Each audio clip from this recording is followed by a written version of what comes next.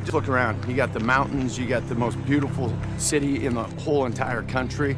The university is absolutely, looks like it's out of a storybook. It's just beautiful. People are incredibly genuine and extremely nice. It's just a place that obviously I'd want my kids to go to school. And it sells itself. You don't have to sell anything about this place. You just got to get them here. You know, the old field of dreams. Yeah. Build it and they will come. It's already built. Like I said, like we play with a chip on our shoulder at Tennessee. So, you know, we get a lot of disrespect. So we want to make it clear that we're going to come out and dominate day in and day out. Just making sure that the little things are taken care of, like getting our cleats in the dirt and just playing. What we have to do is make sure that we got our cleats in the ground before the ball is snapped. I think that's the key to the game, and make sure that just get our cleats in the ground, execute calls, the urgency of communicating and getting lined up. Yeah, you got to get your cleats in the ground and you got to go play. Oh my God, we should leave it at that. Okay. We should close with that. That is the mind blower of mind blowers. Good. I don't believe there are good people that pull for Georgia. I think they're all terrible, ugly, disgusting human beings. I think it's just that no, there are no good Georgia fans, Eric. There are none. It's here it's Tennessee, so we're gonna get the best guys here. That's just every year. Every time we're out there, it's competition. Nobody has a spot, nobody is comfortable. We're all working. Do you remember when we fell in love? I remember, don't worry. Do you remember? I remember how it all began. How could I ever forget? It's the first time. Do you remember? I can feel it. I can feel it. I can feel it coming in the air now. I can feel it in hands. I can feel it. I can feel it coming in the air now. Hold on, we fell in love. You remember the time? How could I ever forget? You remember the time? Hold on, we fell in love. You remember the time? How could I ever forget? Coming in the air now. We fell in love. You remember? Coming in the air now.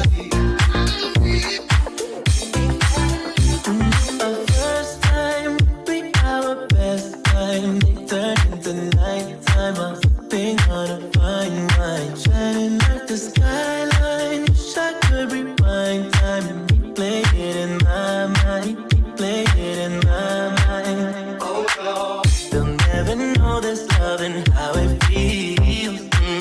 I never thought love at first sight could feel so real. You brought emotions out I couldn't feel.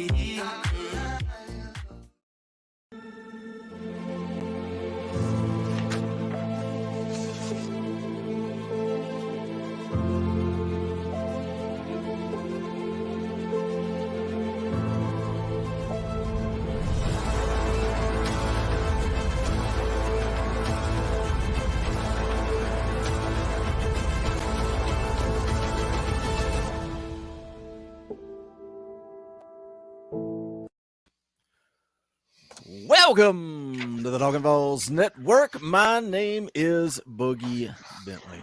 I'm Dauber. I'm Nick. Coach Jay. we even X Factor. We practiced it. But we practiced it. But in the green room, they were flopped. I even tried. I was like, all right, me first, Mind then games. Dauber, then Jay, but then it flipped. I don't know what happened. We're not professional around here. Doesn't matter. It does not matter. We ain't professional around here, boys. Oh man, I'm ready to talk some football. Man, spring practice, Dauber. Spring practice is freaking here. It's here. We're what is today? Wednesday. We got Thursday, Friday, Saturday, Sunday. 5 days. 5 days. I can count on one hand until spring practice is here. I tell you, man, last week I really wasn't ready. I wasn't kind of in that groove, getting into spring softball. The weather was not. It's dipped back down with cold and chilly again. East Tennessee, baby. Yeah. But I am ready for some spring football. Talking last week about the offense got me pretty pumped with the possibilities and potential for this 2023 season. X Factor, long time no see, buddy. What's up? Yeah. And what's going on with you guys? I say it's long time no see. I say I feel like I feel like a long lost brother. Or I found my long lost brothers, my fellow Ball brothers. So how y'all doing? How y'all doing? Good, man. I'm ready. I'm ready to talk football. I feel like I'm ready to talk football. I talk football every day of the year, every single day. Look, I put it out on Twitter last night, man. I was like feeling, I don't know, just grateful, man. I was like, it doesn't get lost on me that I get to wake up every morning and this is what I do. I get on YouTube and I talk about Tennessee football, whether it's by myself, whether it's with all of you guys, whether me and Coach Jay are getting together on a random freaking Friday afternoon. And it's always fun because you guys just see the finished product, but me and Coach Jay shoot the bull. It's a good time, man.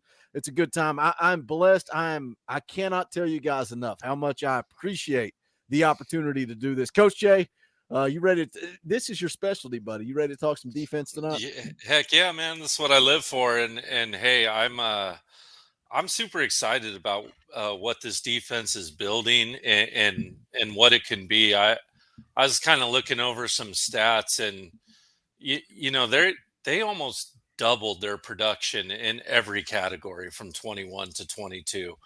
And I mean, if we can take half that size step forward again, we can expect some really great things from this Vol defense moving forward. I think everybody gets lost on the secondary and the passing yards given up, and they throw everything else out the window. I think this defense last year was better than people give them credit for, but we're going to get into it. We got an hour or more, depending. We'll see. We'll see how we go tonight. We're going to break down this defense. We're going to get a little in depth. Let's run down the chat. Let's see who's hanging out tonight. Justin Sanday in the house says, what good in Tennessee today, guys? Not the weather. Like Dauber said, it's cold. But booked a tea time. Booked a tea time for tomorrow morning. Like 2 weeks ago when it's sunny and pretty. And I'm like, guys, it's going to be like 30 degrees in the morning. I mean, you see me with a beanie and a Talkin VAWLS hoodie on. That's the X Factor is an advertisement. Look at it. Like he's a model. Got that. Bang. Yeah. Screen captured that, and I'll send it directly to Bonfire. Noah James in the house. What's up, Noah? Good to see you in the house as always. James is here. Dylan's here. Joey's here. Crystal is in the house. What is up, Crystal? Nugs is here. Says, let's go. Devin Hayes says, digging the music. Well, you know what? Anytime we play fun music like that, we get demonetized. So now you guys have to pay the bills, and you'll do that. I can already see you guys flooding those super chats in there. Dylan says, this music makes me feel like my girlfriend drugged me into Forever 21. All I know is when the music was playing, I looked in the back room, and X Factor's down there doing this.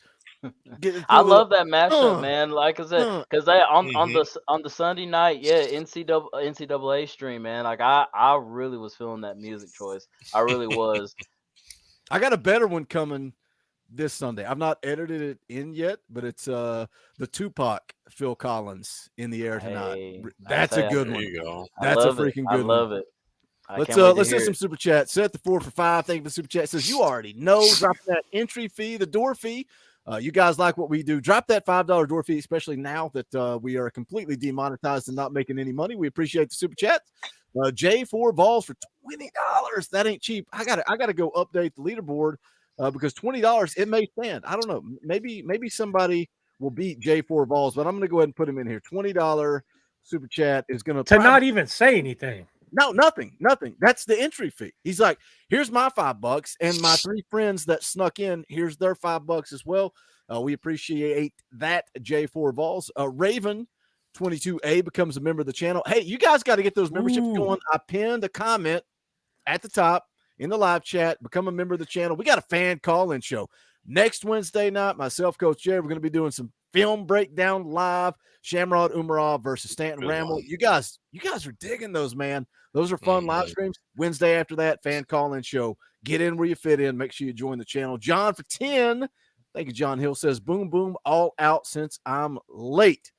John, you're never late.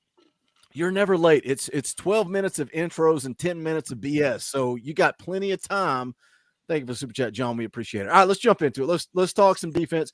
Coach Jay, I'm gonna throw it to you right out of the gate because you're talking about numbers and progressing and improving year in and year out. You know, we look at last year, Tennessee. This is a number I keep throwing out there. They gave up 22.8 points per game, which was 36th nationally. So you can talk about passing yards, and we'll get into that. I got all the numbers there too. We can talk about that. But at the end of the day, what it comes down to is scoring defense. 36 nationally is not where you want to be, but in year 2 under Josh Heupel, I'm satisfied with that. Let's take a step. Talk about some of the numbers you're looking at. Where are you at when you look at this defense going into 2023? Yeah, I mean, you know, their cupboard was left pretty bare, obviously, when they stepped into this thing, right? But you know, we got some great teachers. You know, Rodney Gardner, of course, always immediately come to everyone's mind and how hard he works those kids. But you know, I was listening to a lot of reports from practices too, and just kind of it's the hot buzzword, right? Culture there, and how they work hard and challenge each other every play. How they'll go out there and stick somebody really hard on the football field, but you won't see a fight afterwards. You'll see them pop someone up and pop them tall and talk them up and talk about what they could have done better that last play to make each other better. And that's what it's all about, certainly. But as far as stats, I mean, I know we were good against the run last year, but you know, we only gave up 15 touchdowns all year on the ground, which is an insane number. The year before it was 40, just to kind of put it into a little bit of perspective there. And during the Pruitt years and Butch years, I looked that up as well. That kind of hovered around the 60 range, to give you kind of an idea of how few touchdowns that is on the ground. And you know, if we can shut down that run again, if we can get just a little bit better on the run this year, it will help the pass too. It's just a little bit less respect you have to show something. And our D line is taking strides. Our defensive ends are getting seemingly faster by the moment and by the recruit. Our linebackers, I expect to get a little bit of a bump in as well. It will be really interesting to see how the new BYU linebacker is against coverage. I know he is really good against the run, probably even just a little bit better than Banks against the run from what I've seen. And if he's half that good at the pass, we'll be good. One thing they really need to hone in on in that middle of the field is when we do blitz somebody, we have been slow to replace that blitzer in their coverage, and teams have made us pay for it when they've picked up that blitzing backer. If we can fill that gap, and certainly we'll get into the cornerbacks and safeties in just a little bit, but that's one of the things that really glares out to me, is just replacing that blitzing backer, whether it be a cornerback or linebacker or anyone like that. But even in total passing per game, I mean, we gave up 326 and 21. We gave up 289 last year. Total on the year, 4,239 in 21, and this past year, 3,764. So you get another 600 plus yard jump in your pass defense and some consistency, right? We saw good defensive games, didn't we, last year, guys?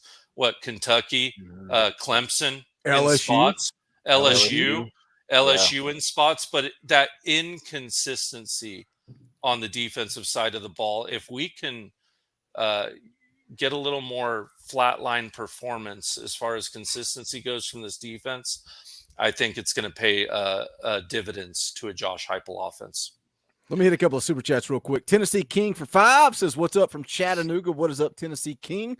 Appreciate that super chat. Angry Titan for 5 says, "Dorfy, GBO." Appreciate that, Angry Titan. Guys, drop those door fees. $5 super chats. Keeps the lights on around here. We appreciate it. Dabra, I dropped a video this morning. David Pollock never has anything positive to say. He's if his mouth is moving, he is saying. Somebody dropped the perfect comment on that video and said, he will drop one thing positive and then follow it up with two negatives. Any way he can insult Tennessee. And that's exactly what he did in the video. But something he said was he wanted to talk about everybody that Tennessee has lost. And he talked across the board. But when we talk about defense, who Tennessee has lost, and I saw somebody in the chat there, Dauber, mentioned BY and how do you replace him? And when I look at the depth chart for this year and I see Tyler Barron and Roman Harrison at the edge, I want the recruiting class that Josh Heupel has brought. Look, we're still playing with Jeremy Pruitt players.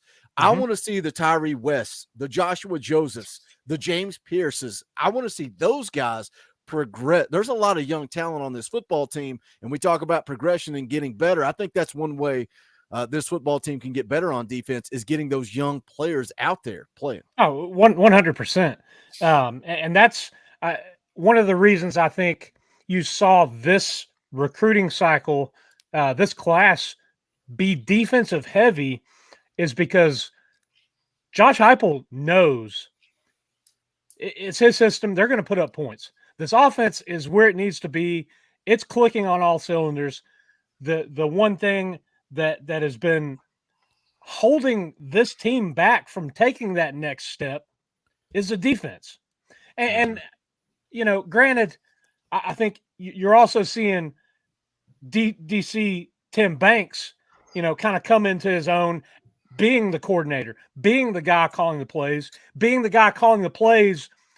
for a team that has such a dynamic offense, which requires his defense to have depth and be on the field, you know, rapid fire. You know, what will this 2023 defense look like? I think it's going to look a lot like the 2022 defense. You got a lot of guys coming back. You know, a few key pieces. You know, BY is one that is going to be tough to replace. But like you said, Boogie, you got Pierce, Josephs. Some of these young guys that are in this recruiting class, I think you're going to see a couple of them crack the two deep or even hit the field as a true freshman. You know, I think particularly in the secondary, because I think that is the weaker spot for this team. You know, you guys have already talked about it. Had the second best rush defense in the SEC, had the second worst pass defense in the SEC.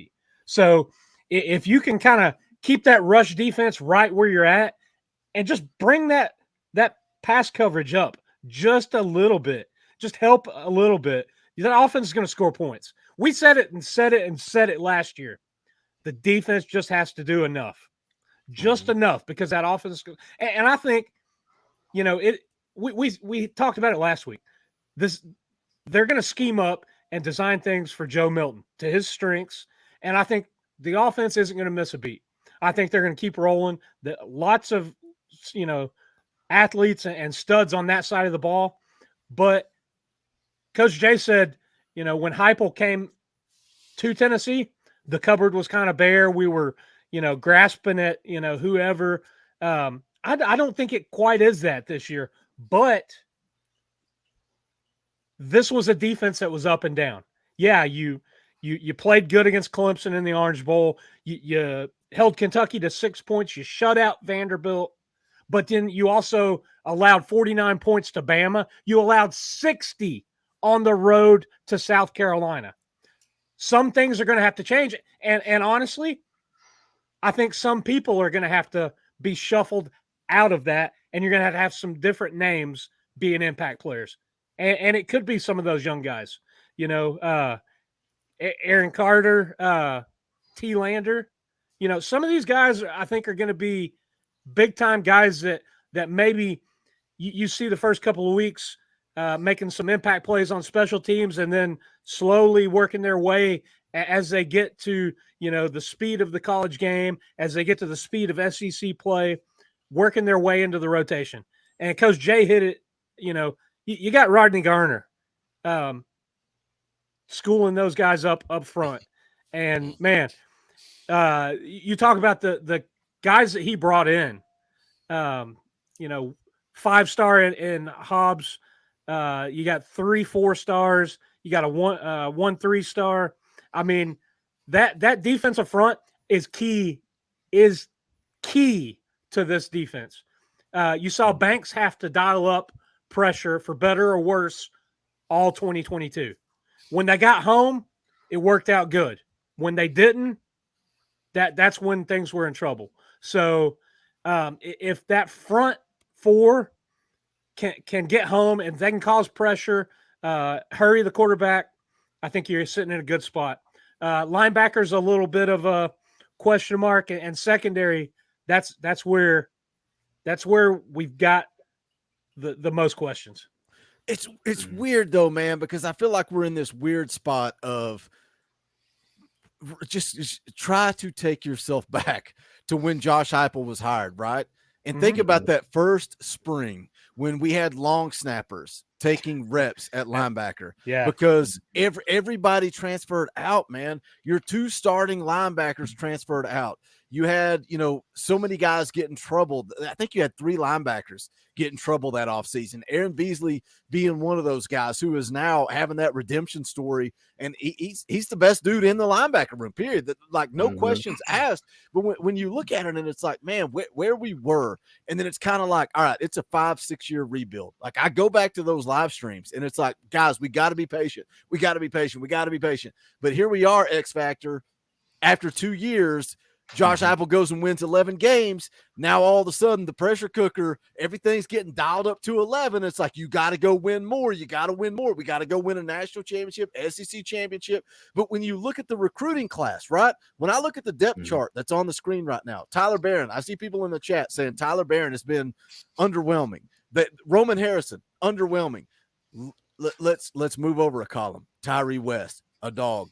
Joshua Joseph, a dog. DeJoun Terry, a dog. Like, they're Arian Carter. We go to linebacker, Arian Carter, Elijah Herring. You go a step over, Caleb Perry, a dude that's getting a lot of hype. Jalen Smith, a dude that's getting a lot of hype. Jeremiah T-Lander, a guy that everybody in this fan base is behind and loves. You move to the secondary and you start talking about guys like Jordan Matthews and Christian Conyer and all these Ricky dudes, Gibson. yeah, that are being recruited, right? We're looking at the starters and it's like, it's now or never, national championship or bust. How hard is it, X Factor, to be patient because the goalposts move when you go win 11 games in year 2? Well, like I said, listen, I'm going to say this because everybody was saying it this past season.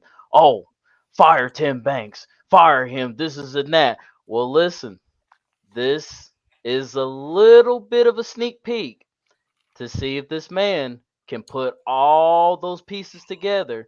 And it's like what you guys said. Like I said, we already know Rodney Gardner, he's going to rotate guys out on that defensive end no matter what. So those guys are going to get playing time. So, yeah, I'm not really too worried about the defensive front end.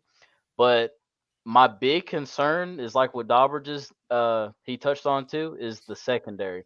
Because a lot of teams have exposed us from that, because like I said, we just sent the house. That's the only thing we knew kind of to do because we were playing with house money. But now you got all this talent coming in, and like I said before, everybody was saying, "Oh, fire Tim Banks, he can't get it done. This is that."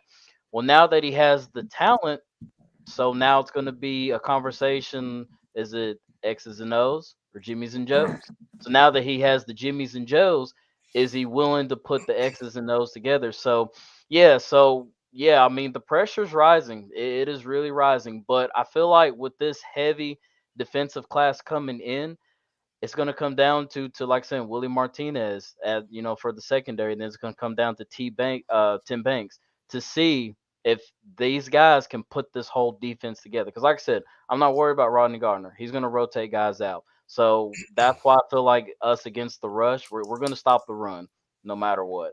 But my big concern is that secondary, and just see who's going to be that next guy, who's going to step up. Well, one thing that is interesting, and I think Boogie put out a video on it or touched on it, is you look at the coaching staff, and everybody got a renewed contract, except for Willie Martinez. That's interesting. So, what didn't he get a raise but not an extension, which is weird? I believe That's so. Weird. That is weird. That's it's a contract year for him. I think I said it before. He needs to needs to go out there and earn his money. Let's just start with one guy, Danico Slaughter, right? He safety, converted to cornerback, looked brilliant at times against the short pass, made game altering plays against the short pass, came up against the run multiple times in the Orange Bowl and other games to great success. Was terrible at outside leverage the whole Georgia game against the deep ball. Was terrible at bracketing receivers at the first half of the Orange Bowl. Failed to be able to line up correctly in multiple different zone packages. He got better as the year went along. If Willie Martinez can take your Danico Slaughters and patch that hole and get them to fix that bit of their coverage, and I think he can. I think, especially with Danico, he's a kid who hadn't really settled on a position, who got thrust into one and showed some promise. Let's see what he can do with a full off season under his belt. Let's see if he's gonna sink under the pressure of a Ricky Gibson, of a Matthews, of a young kid, of maybe even a Cam Miller, a converted kid with a lot of athleticism. Or let's see if he can figure out that whole of his game and take us to another level. J4 Vols for $21. That ain't cheap. He's outbidding himself. He dropped the 20. He's like, I gotta beat myself and go 21. Yep. Somebody's got to knock J4 Vols off the pedestal. You got to beat that. You got to put him in his place. He says, I hope Judy Lolly is legit. Maybe Burrell will finally put it together. And that's something. We're going down this road of, we're talking a lot about Jordan Matthews and Ricky Gibson and Christian Con, these young dudes, man. That's a big ask for freshmen to come in and contribute. I think Gabe Judy Lolly, I think that's the dude. I think that's the guy. I think he's going to lock down one of those corner positions. I said in my secondary preview video that I put out that I want somebody to grab the freaking bull by the horns. Like, give this coaching staff a reason to put Warren Burrell on the bench. Give them a reason to bench him. And we can talk about the reasons, like we've already talked about run defense. Tennessee gave up 115 yards per game on the ground. That's outstanding. 21st nationally in rushing yards per game. That's fantastic, man. That is great numbers. 127th nationally in passing yards per game. But how much of that, is because of Josh Heupel's offense? And so many teams did play from behind. There are so many factors to it. But I think, man, Willie Martinez has to do something. Like, I feel like our fan base, the Talkin VAWLS Network fan base, the Tennessee fan base, I feel like Willie Martinez, Dauber, I feel like he's on a short leash because he's been here before. And people are impatient with him. But you can't talk about Jordan Matthews and Ricky Gibson and expect them to do something now. The whole point of recruiting is those guys need to be contributing next year or the year after, which is why I get excited about the defensive line and guys like Tyree West, Joshua Josephs, James Pierce. I'm going to say yes and no. I think you can expect some of those guys because face it, this Tennessee team, they're in for and recruiting and getting commits from guys that wouldn't have sniffed them 5 years ago. This is a different type of talent pool that they're getting in. So, I don't think it's too much of an ask to have some of these elite athletes come in and be an impact player as a true freshman. The likelihood of like a home run on all of them, that's not going to happen. That's just that's pipe dreams, man. But I think it is telling that Martinez did not get an extension because you're talking about the defense has been what's held this team back the last 2 years, and this team has improved year to year. So I think it's not too much of an ask for Josh Heupel to say, "Hey, man, it's on you. Your position group needs to be here. Right now you're here, you need to be here. That's how pretty much every job in America goes. Is it too much to ask? Like, you get reviews. Look at what Heupel did with the offense, right? He's done more with less. Look at what Rodney Garner's done, more with less. Like, Rodney Garner is putting guys in the league.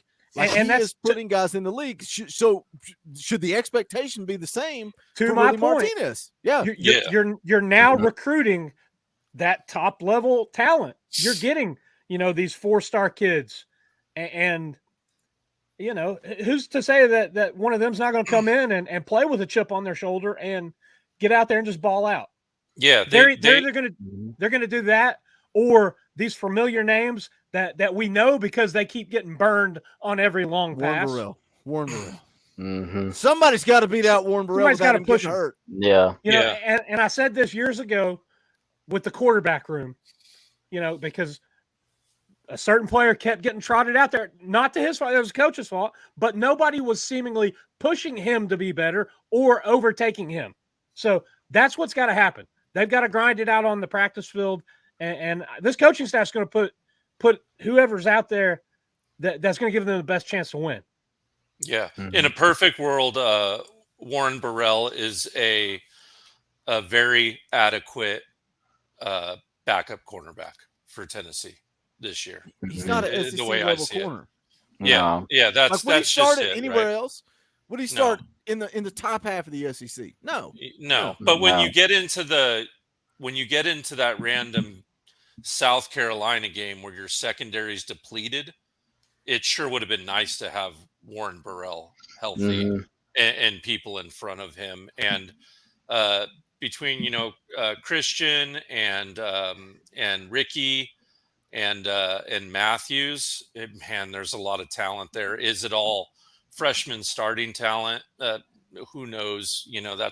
That's a tall task in the SEC. But is it all talent that can be developed and be really, really good? Absolutely. Can one of them start right off the bat or contribute quickly? Sure. There are some talented, fast, smart, intelligent football players. Let me hit this big dog super chat. $50 from Brad Burnett. Old cheapskate Brad. Shows up on Sunday nights, doesn't drop a penny. Comes in on a Wednesday. He's like, oh, everybody's here. Let me show who I am. $50 ain't cheap. Really all he wants is to see the clip played. So, we can do it. We can play the clip. Money isn't everything. It's the only thing. And everyone has a price for the $1 Million Man.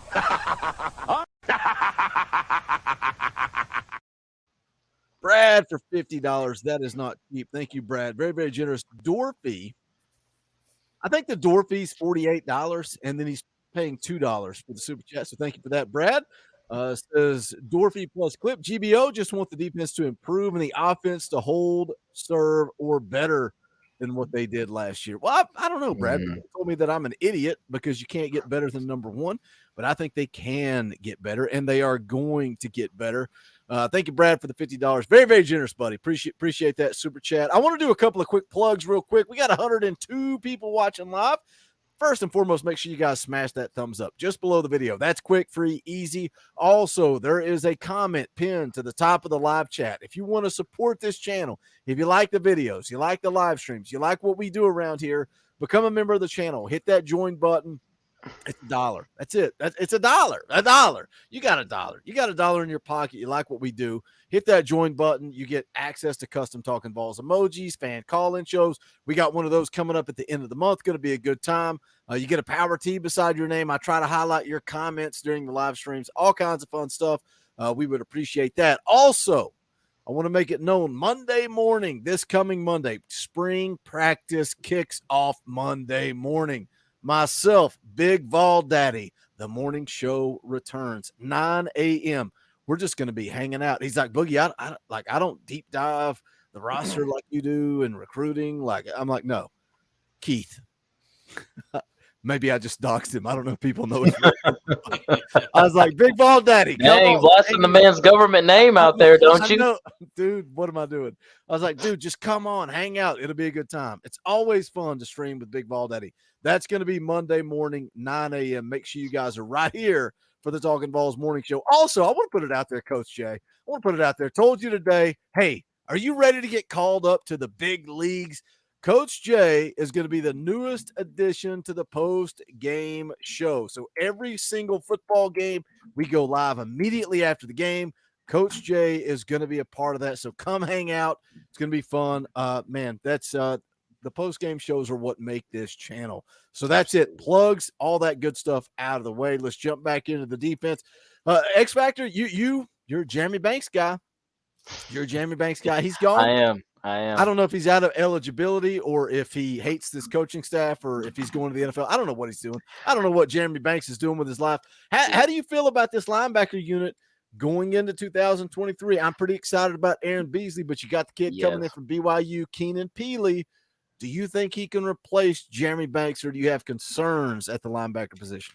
I surely hope so, man, because like I said, now going back to Aaron Beasley, like from what I saw from that Orange Bowl game, that impressed me. Like I want, like I said, that Aaron Beasley to show up going into next season, because that Aaron Beasley, he showed up and he showed out. Like he really he balled out that game. So, but yeah, I mean, I'm not too worried about the linebacker position because, like I said, we got tons of talent coming in. Like I said, the kid from BYU coming in, and I know that he's good. So, but yeah, I'm not too worried about the linebacker position. So, but and like I said, I just wish well for Jeremy Banks, which is pretty funny because I remember that I sent it to you. I think it was about a week or so ago, but he was talking. It was funny. He got asked about, the South Carolina game, and I thought it was pretty interesting that his comment was that he said, "Oh, it was just a competitive space," and I was like,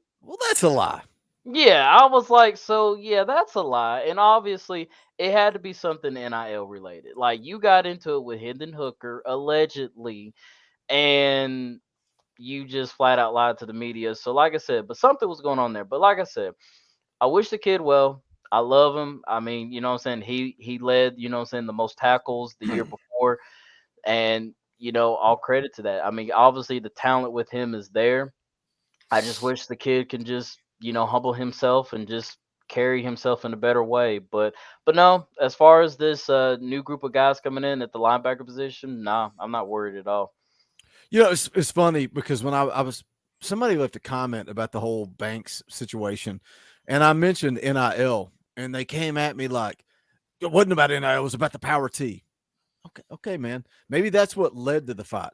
But sometimes somebody pokes you the wrong way over and over and over, and you're like, oh, this dude's getting X amount of money. This dude's getting X amount of money. This dude's getting X amount of money. Then I step on the power T, and he's like, bro, what are you doing? It's not necessarily about the power T. It's about all this nonsense that's happened the last 6 months prior to that, right? It's whatever has led up to that moment. So maybe NIL was a factor. Maybe the power T is what set things off, but maybe NIL was a factor. But Dauber, I think that's something you got to learn to figure out in 2023 when your quarterback that's sitting on the bench has an $8 million contract. And your starting quarterback doesn't. NIL is a factor across the board, whether offense, defense, quarterback, linebacker, place kicker, doesn't matter. It is. That's the new landscape of college football. NIL, transfer portal, and it fits with this society now. I don't like it. I'm being treated unfairly. I'm going to go somewhere else. But it is what it is. I wanted to make a point, and I was going to try to get to it last week, but it is just as valid of a point for the defensive side of the ball as it is offense. If you look at the schedule for this team, the way it sets up, the front half, the first 6 games are very winnable. I see this team heading into the third Saturday in October undefeated. And then the other thing, your game against Florida, Alabama, Kentucky, and Georgia, all 4 of those teams are going to be fielding a new starting quarterback. The only thing that I don't like about the second half of the season is your Alabama, Kentucky, Missouri. That's 3 road conference games with that gimme UConn home game sandwiched in there between. So from the end of October through the middle of November, that's going to be a tough sled. And I don't care who you are. Followed up by going against Georgia at home. So the second half of the schedule is going to be tough. So they got to put in their work in the front end and win all the winnable games. Mm-hmm. Well, like I said, I've been really analyzing the schedule too, and it's like what you said, Dob. Like saying that September week stretch right there. I mean, there's nothing but dubs. And I know Boogie said that, playing at Florida is going to be a tough game. I know a lot of people's going to say it's a tough game, which it is. I mean, anywhere you Just play. like somebody said South Carolina was going to be a tough game, but he was an idiot. I mean, yeah, I mean that's true. But listen, we all know it doesn't matter who's playing each other on the road in the SEC. It's going to be tough. But Florida is a dub. It's time to start putting the beat down on Florida. You get the monkey off your back last season with Hendon Hooker, Ender Joe's Milton, and it also goes back to what I said in the previous streams about a month or so ago. Like I said, I was going to give Joe Milton about 4 games, and so far he's impressed me with 2. That's the Vanderbilt game and definitely the Orange Bowl game. I was really impressed with that performance. So now that you got 2 new games, like I said, with Virginia and forgot the other team that were supposed to play the second team. But yeah, you got those 2 other teams. Yeah, Austin Pay. Thank you. Yeah, so you got those 2 you got those two games that I'm like, okay, I'm confident that Joe Milton is going to lead us through this whole season. So, but yeah, I like Dauber said, this schedule looks pretty favorable, except there's a little ifs and what ifs, whatever, but I like how the schedule's set up. I really do. It's things are pretty questionable down there in Gainesville for old Sunbelt Billy. Exactly. I got excited this morning. My video this morning was going to be about the quarterback room because JD Piquel put out a video about the top quarterback rooms in the SEC, and he had Tennessee at the top. A lot of the quarterback rooms at the top level, at the Alabamas, the Georgias, the Floridas, they have huge question marks. They're question marks in that quarterback room, and look. Georgia has so much talent around them. Like the fact that Stetson Bennett, like, does anybody really truly believe that Stetson Bennett is a Heisman Trophy campaign type of quarterback? Give me a break. Get out of here. I'll just say this. I don't believe there are good people that pull for Georgia. I think they're all terrible, ugly, disgusting human beings. I think it's just that no, there are no good Georgia fans, Eric. There are none. Georgia fans are so stupid, dude. And this morning's video, you put David Pollock on a cover photo. Here come the Georgia fans, and good Lord have mercy. Like when I read their comments, I'm like, I can't respond to this. Like I don't know that you can even get a driver's license the way that you communicate with me. Yeah, but say what you want to say, bud. But we all know it. Look, Georgia is the #1 team. That X Factor's gone. What do you guys want to talk about? Yeah, well, he started talking well about Georgia, and the internet gods struck him down for it, right? but like I said, it is what it is, man. That's the only L that I do see on the schedule, and it is what it is. Like I said, you can call a spade a spade. But now the Alabama game, though, I'm not gonna say it's a dub just yet, but it is a toss-up. Let me tell you something. That game is circled on their schedule the way South Carolina is circled on our schedule. But I want to get back. We got to get back. I want to get back to defense. We got to get back to defense. We got derailed, and that's okay. That's what makes this show beautiful. I love getting derailed. But I want to talk about linebackers with Coach Jay because that is his specialty. And when you look at the linebacker unit, I get excited, man. I get excited about this linebacker room because, again, I go back to Josh Heupel when he first got here, and we've got long snappers taking snaps in spring practice. Now we've got Aaron Beasley. We've got Keenan Peely, who I think is 72 years old, penciled in for the starting linebackers. And then Arian Carter. We did a film breakdown on him. If you've not watched it, go watch it. Coach Jay has all the confidence in the world that Arian Carter can play some valuable reps. But outside of him, Elijah Herring, Caleb Perry, both two linebackers, Coach Jay, that are getting a lot of praise. Everybody's really talking about Elijah Herring, but Caleb Perry's getting a lot of buzz too going into this year. So what are your overall thoughts of the linebacker unit? My overall thoughts are, right away with your starters, just you mentioned it, two extremely experienced football players starting off right off the bat. And Beasley, I've said it multiple times, I'm going to keep saying it.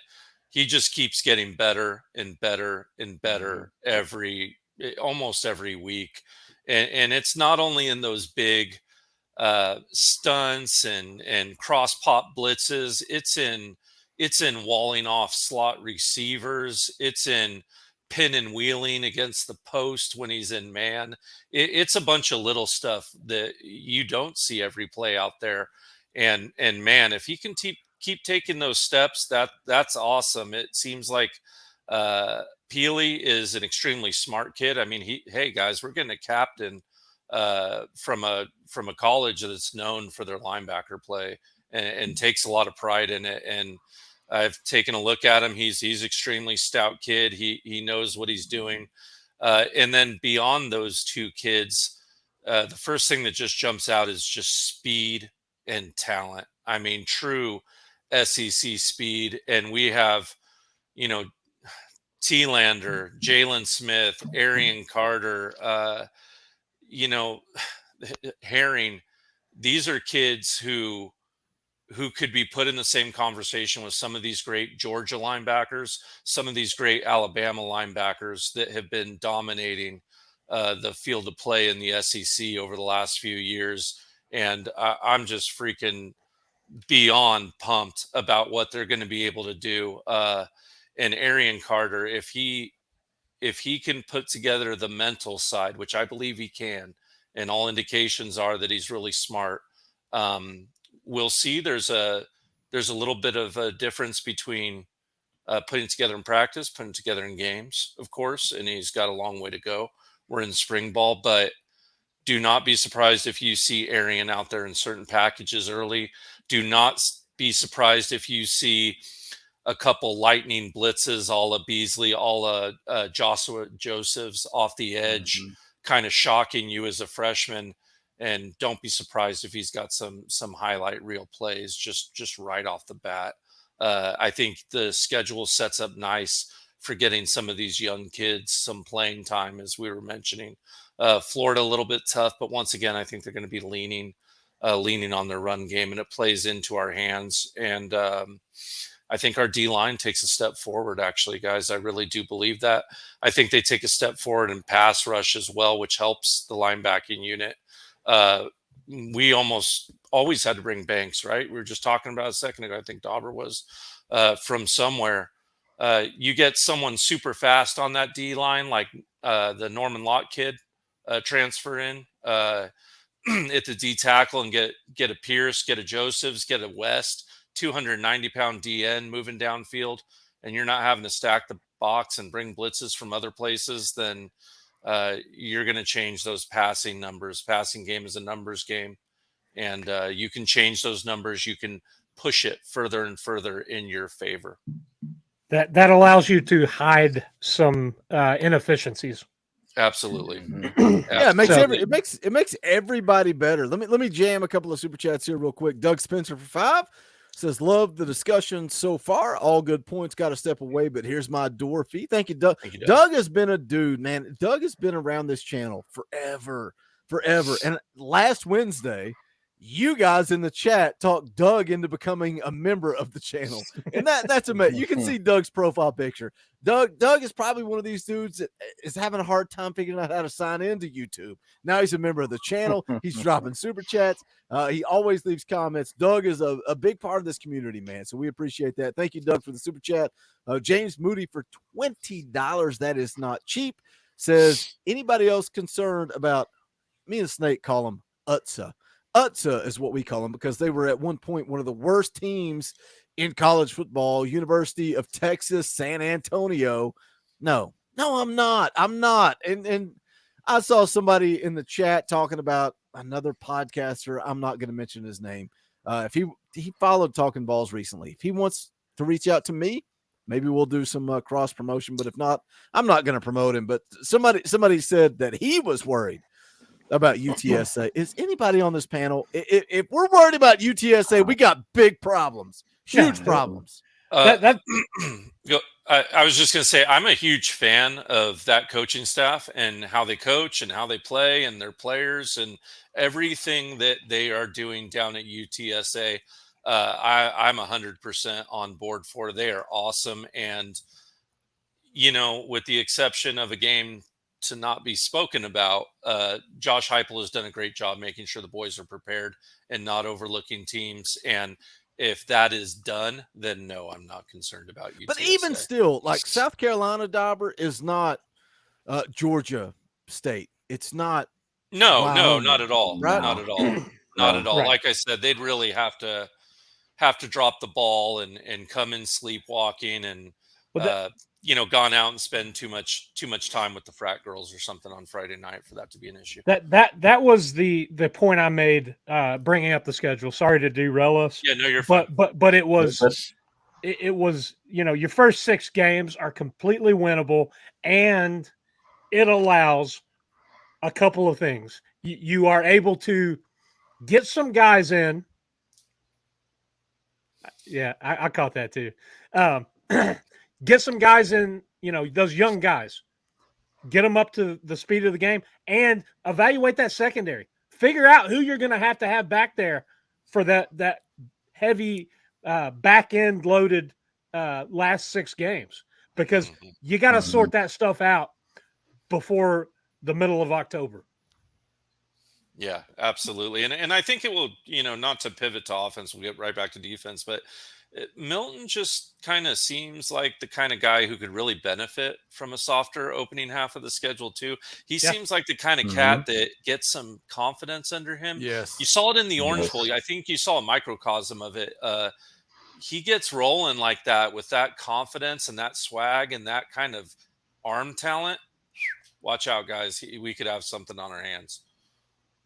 Let me hit another super chat real quick here from David Speaks for 5. Appreciate that, David. Joseph's is going to be a game wrecker this year.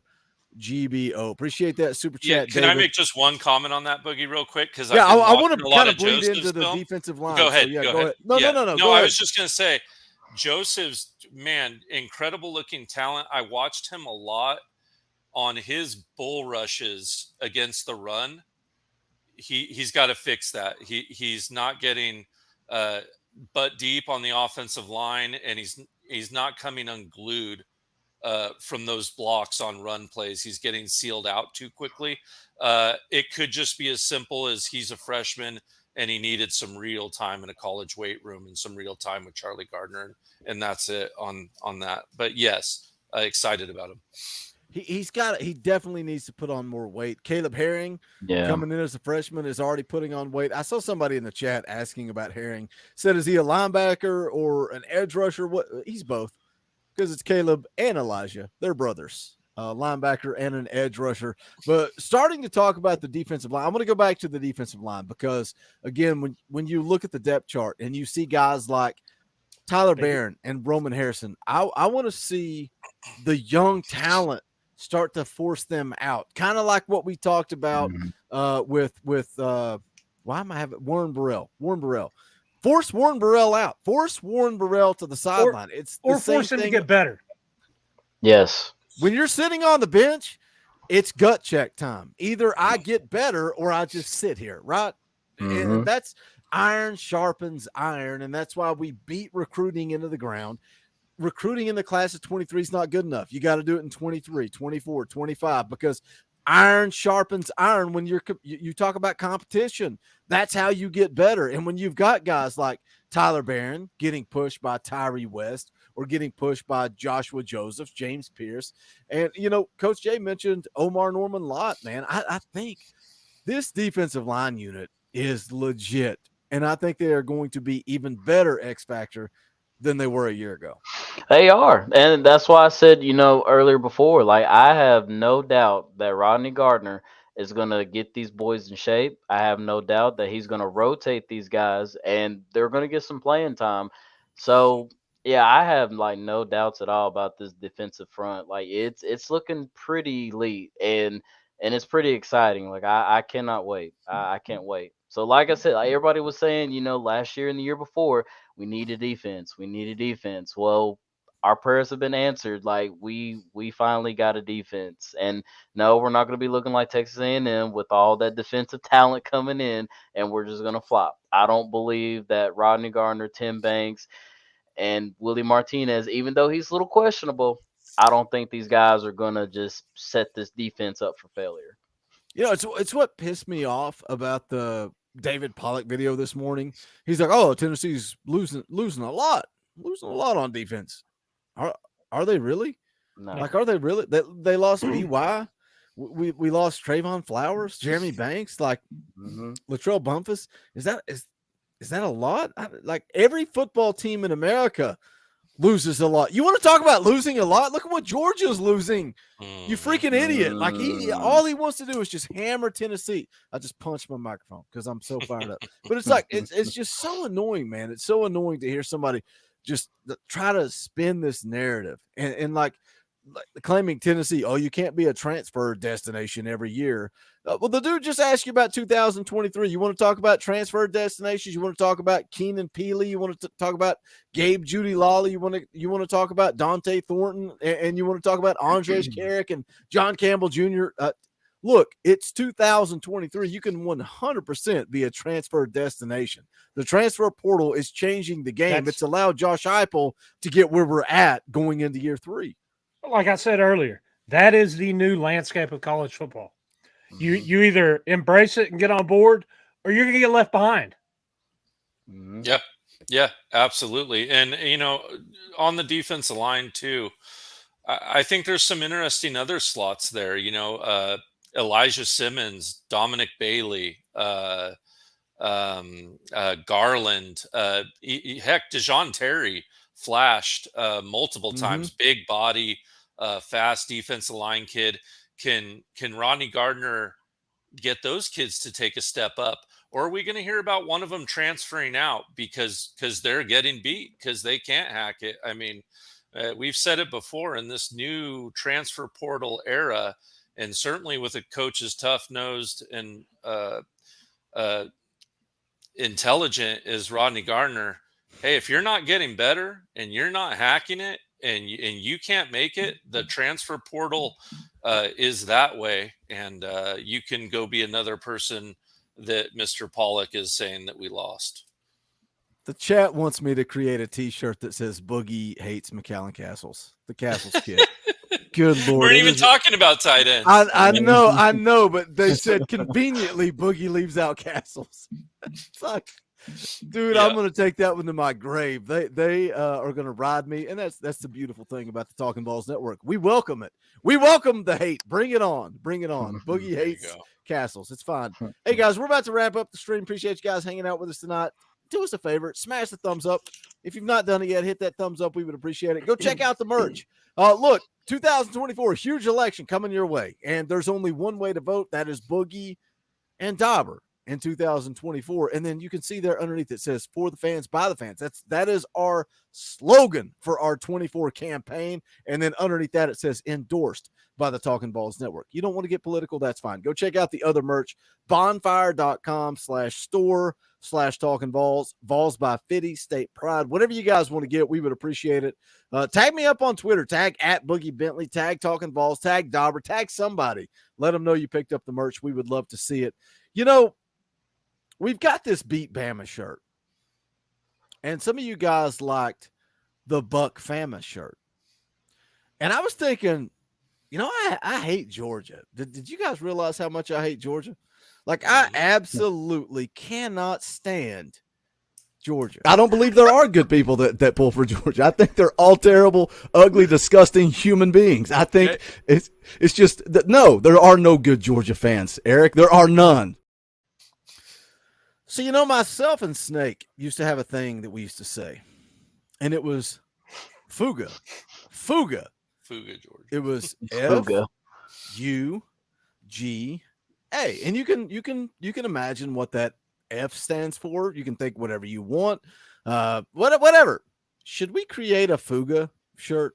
Just a shirt that says Fuga, like F-U-G-A. That's it. That's all it says, with the state pride logo underneath it. Should we bring back Buck Fama? Should we bring it back for a limited edition? Do you guys want me to bring back Buck Fama? I'll do it. Do you want Fuga? Do you want it? If you want it, when we wrap up the stream, come back, leave a comment, and say, hey, Boogie, I want this shirt. You got to do it. You got to make it happen. Hey, never say never. We might make it happen. But if not, go check out the other merch. We would appreciate it. Again, bonfire.com/store/Talkin VAWLS. And again, just a quick plug for the memberships. Hit that join button down below. There is also a comment pinned at the top of the live chat. You can become a member. It's $1 a month. We're like 60 subscribers away from 20,000 subscribers. So everybody watching, tell somebody, tell your uncle, tell your aunt, call up your buddy. Tell somebody, because every day I wake up and look at the numbers. We're not there yet. And then I go to bed depressed and sad and upset. So make it happen. Get me to 20,000 so I can sleep at night, because if not, I don't know what we're going to do. We're going to wrap this thing up. We appreciate it. Always a blast. I love coming on here talking football with you guys. Just a quick reminder, Sunday, every single Sunday night, 6:30 p.m. Eastern time, we'll be right here playing NCAA football, talking about God knows what. I don't know what we're going to talk about. It's complete chaos on Sunday nights. But Monday morning, 9 a.m., myself, Big Ball Daddy, going to be hanging out, talking about spring practice. Next Wednesday, myself, Coach Jay, we're going to be doing Shamrod Umarov versus Stanton Ramel film breakdown live. And then the last Wednesday of the month, fan call-in show. That's where you guys, the listeners of the channel, get an opportunity to come on and be a host. So come hang out. It's going to be a great time. We're going to wrap this thing up. Dauber's boyfriend is in the house. Matthew Wilkins says, I love you, Dauber. Your beard is gorgeous. Your pecs look tight. Your arms look strong. He loves you, Dauber. He says you got a purty mouth. It's weird, dude. It's weird. All he does is insult me the entire time and compliment Dauber. It's very strange, and that's fine. It's fine. If he's in love with Dauber, I'm here for it. We'll take your money. We appreciate you being here. That's going to wrap it up for Dauber, for the X Factor, for Coach Jay. My name is Boogie Bentley. This is the Talkin VAWLS Network. Go Big Orange. That's all.